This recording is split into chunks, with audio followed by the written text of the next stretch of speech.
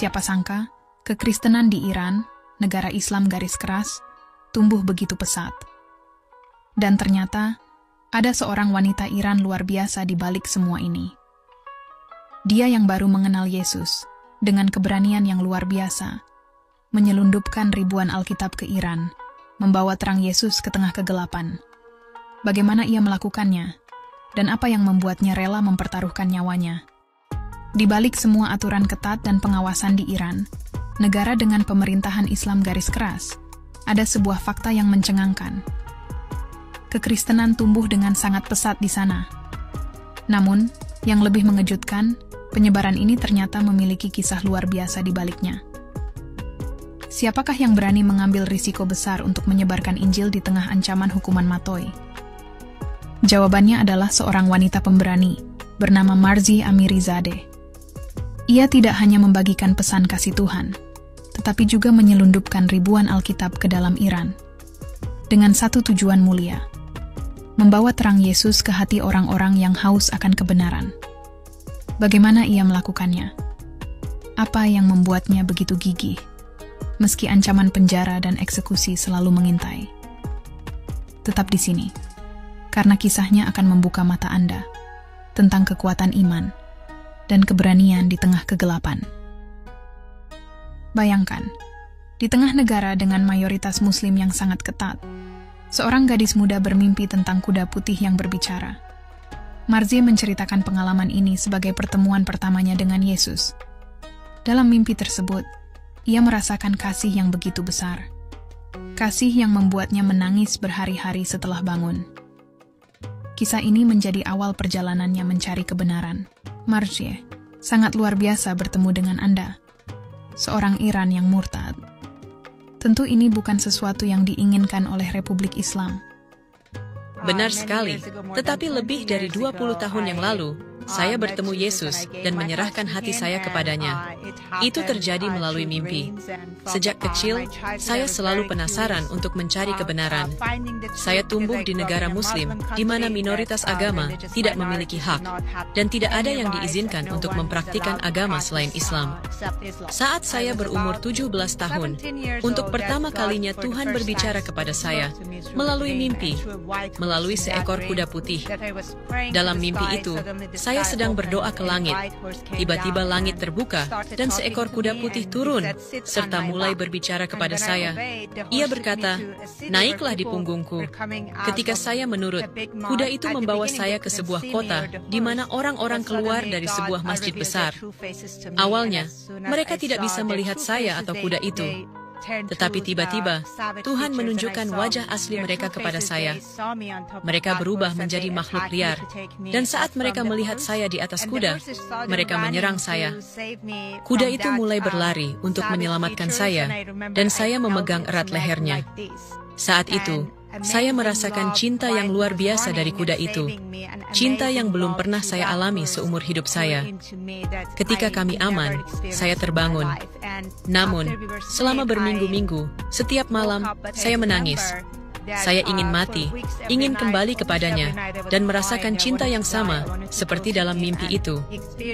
Luar biasa, teman-teman.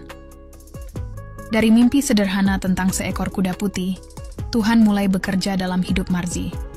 Bayangkan, mimpi itu membawanya pada pengalaman rohani yang belum pernah ia alami sebelumnya. Tetapi, bagaimana mimpi ini mengubah keyakinannya di tengah masyarakat yang melarang iman Kristen? Mari kita dengarkan kelanjutannya. Bagaimana Anda akhirnya menjadi seorang Kristen? Tumbuh di negara Muslim, saya memiliki banyak pertanyaan tentang Islam, terutama karena Islam selalu mengajarkan tentang hukuman. Hukuman itu lebih berat bagi perempuan, dan saya tidak bisa menerima definisi Tuhan seperti itu. Saya percaya Tuhan yang menciptakan saya seharusnya lebih mencintai saya daripada keluarga saya sendiri. Beberapa tahun kemudian, seorang teman yang telah menjadi Kristen berbicara kepada saya tentang imannya. Ia berbicara tentang Yesus yang mati di kayu salib untuk dosa-dosa kita. Awalnya, saya sulit mempercayainya karena saya belum pernah mendengar hal seperti itu sebelumnya. Namun, saya penasaran dan meminta Alkitab darinya. Saya mulai membaca dan melakukan penelitian tentang agama Kristen. Namun, ada begitu banyak agama di dunia ini, sehingga saya merasa tidak akan pernah menemukan kebenaran jika hanya mengandalkan penelitian. Suatu hari, saya berdoa dengan sungguh-sungguh kepada Tuhan. Saya berkata, "Tuhan, jika Engkau adalah Tuhanku, tunjukkan jalan yang benar. Selamatkan aku dari kesesatan." Tiba-tiba, saya merasakan api Roh Kudus turun ke atas saya. Tangan saya terangkat, dan saya mulai menyembah Tuhan dalam bahasa yang tidak saya mengerti. Itu adalah pengalaman luar biasa, karena saya membaca di Alkitab bahwa Yesus menjanjikan karunia-karunia roh, termasuk berbicara dalam bahasa roh. Saat itu, saya juga melihat Yesus berdiri di depan saya, mengenakan pakaian putih, dengan sebuah takhta besar di sampingnya yang berkilauan dengan emas dan permata. Saya menangis tanpa henti selama berjam-jam, dan saat itu, semua keraguan saya lenyap. Setelah pengalaman itu, saya memberikan hati saya sepenuhnya kepada Yesus. Bagaimana kehidupan seorang Kristen di Iran? Semua minoritas agama di Iran, termasuk Kristen, mengalami penganiayaan. Bahkan, mereka yang lahir dalam keluarga Kristen, seperti orang Armenia dan Assyria, dianggap warga kelas 2. Properti mereka disita, mereka tidak diperbolehkan berbicara tentang iman mereka, dan dilarang mendapatkan pendidikan yang baik. Bagi orang seperti saya, yang berpindah dari Islam ke Kristen, dianggap sebagai murtad, yang menurut hukum syariah adalah kejahatan yang dapat dihukum matoi. Teman-teman, perhatikan bagaimana Tuhan bekerja secara pribadi dalam hidup Marzieh. Dari sebuah doa sederhana mencari kebenaran, Tuhan menjawab dengan cara yang sangat luar biasa, penglihatan tentang Yesus sendiri. Momen ini menjadi titik balik dalam hidupnya. Namun, di negara seperti Iran, keputusan untuk mengikuti Yesus membawa tantangan besar. Apa yang ia hadapi setelah pertobatannya? Kita lanjutkan ceritanya. Bagaimana orang Iran bisa mendapatkan akses ke Alkitab? Sangat sulit. Alkitab tidak tersedia secara legal di Iran. Orang-orang Kristen dari luar negeri menyelundupkan Alkitab ke Iran, dan dari situ, gereja-gereja bawah tanah membagikannya. Saya juga pernah terlibat dalam penyelundupan Alkitab ke Iran. Setelah saya bertobat, saya sangat haus akan firman Tuhan, dan ingin membagikan cintanya kepada orang-orang Iran. Saya dan seorang teman mulai membawa ribuan Alkitab ke Iran dan mendistribusikannya ke berbagai kota. Kami melakukannya dengan membawa Alkitab di ransel kami, membagikannya di kotak pos, dan tempat lainnya, meskipun risikonya sangat besar. Tidak semua orang berani mengambil risiko seperti ini. Bayangkan, menyelundupkan ribuan Alkitab ke Iran, di mana tindakan ini dianggap sebagai kejahatan besar. Tapi bagi Marzieh, kasihnya kepada Tuhan dan kerinduannya untuk berbagi firman jauh lebih besar daripada rasa takutnya. Namun, tindakan ini tidak luput dari konsekuensi serius. Apa yang terjadi ketika ia ditangkap? Dengarkan lebih lanjut. Anda akhirnya ditangkap dan dipenjara di penjara Evin. Apakah Anda kehilangan iman Anda di sana? Tidak. Di penjara, meskipun saya menyaksikan kekejaman, penyiksaan, dan pelecehan seksual terhadap teman-teman satu sel saya, Tuhan menguatkan iman saya. Saya terus berdoa agar bisa menunjukkan kasih Tuhan kepada mereka yang menganiaya saya.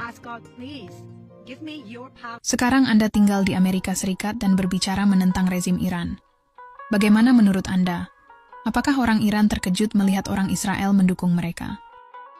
Sebelum menjadi Kristen, saya tidak tahu tentang sejarah luar biasa antara Iran dan Israel. Raja-raja Persia, seperti Raja Koresh, selalu berdiri bersama orang Yahudi. Sayangnya, rezim Iran saat ini mencoba menyembunyikan sejarah ini dan mengajarkan kebencian terhadap Israel. Penjara Evin, salah satu tempat paling mengerikan di dunia, menjadi saksi keteguhan iman Marzieh. Di tengah tekanan dan ancaman, ia tidak hanya bertahan, tetapi juga menjadi terang bagi orang-orang di sekitarnya. Teman-teman, lihat bagaimana kasih Tuhan bekerja bahkan di tempat tergelap sekalipun. Terima kasih Marzie, atas kesaksian Anda dan atas keberanian Anda dalam berbicara. Meski ada kegelapan di Iran, hati rakyat Iran tidak gelap. Saya percaya, suatu hari nanti, Iran dan Israel akan menjadi sekutu yang kuat lagi. Amin untuk itu. Terima kasih juga telah mendengarkan kisah saya. Teman-teman, kisah Marzie adalah bukti nyata bahwa iman kepada Kristus tidak bisa dipadamkan oleh ancaman apapun. Dari perjumpaannya dengan Yesus hingga pelayanannya yang berani di Iran, ia mengajarkan kita untuk tetap setia kepada Tuhan dalam segala keadaan.